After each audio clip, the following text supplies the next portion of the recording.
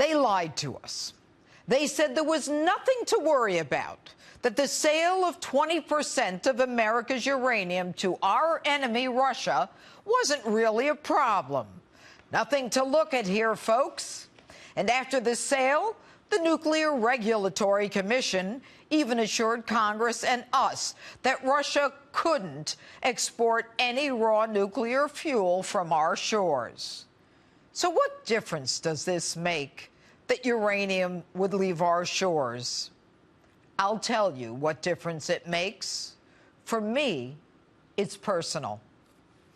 You see, in 2012, I was diagnosed with cancer. I didn't talk about it. You didn't know about it. I just did my show every weekend. And in the end, as the chemotherapy treatments progressed, I was on air talking to you without my eyebrows, eyelashes, and wearing a wig. Like so many of us, I was diagnosed and found out I was sick thanks to the advances of nuclear medicine and the medical isotopes used to create it. Those medical isotopes are the key to identifying and treating disease. They are literally life-saving. I know.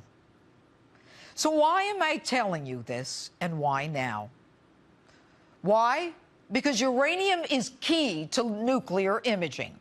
Last week in my open, I told you Russia wanted our uranium so badly that they started a criminal campaign to get ours. And so began the corruption and the bribery that underlay the Uranium One deal, the one where the Clintons walked away with millions and the Russians walked away with 20% of America's uranium.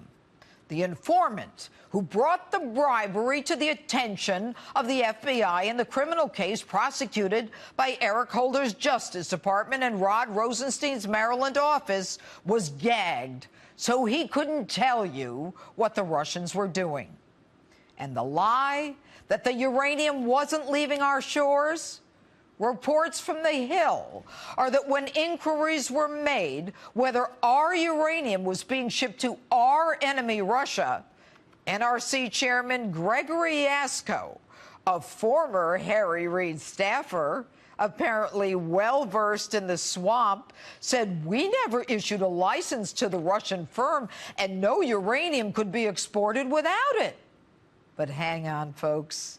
The NRC approved the shipment of uranium from our mines to Canada through a third party.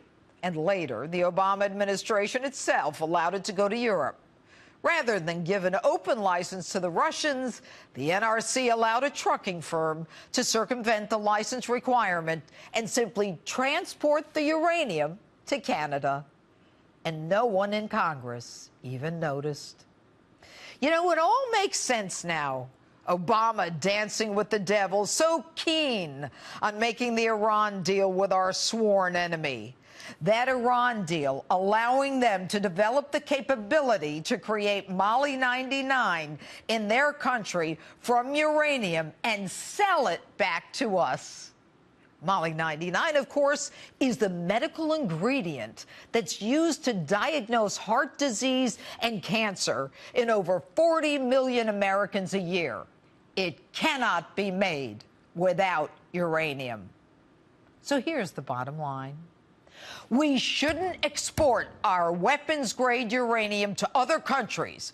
And I'm not even talking about the criminality and money to the Clintons and their so-called charitable foundation that accompanied the sale of our uranium to Russia, so that other countries can then provide us with medical isotopes.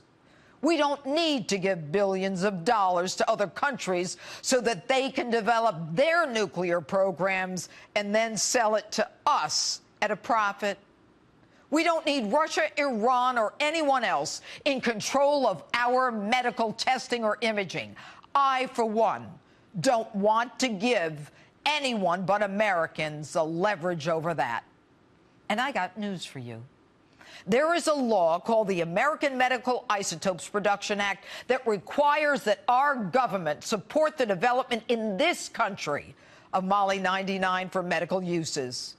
It's time to use our uranium for the development of our medical imaging, for the creation of jobs in our country, to lower health care costs for our working Americans, and not to mention the nuclear security that goes along with it.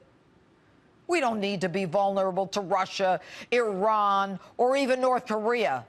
We don't need them to leverage us by turning off a supply, the development of which we paid for or assisted in the creation of.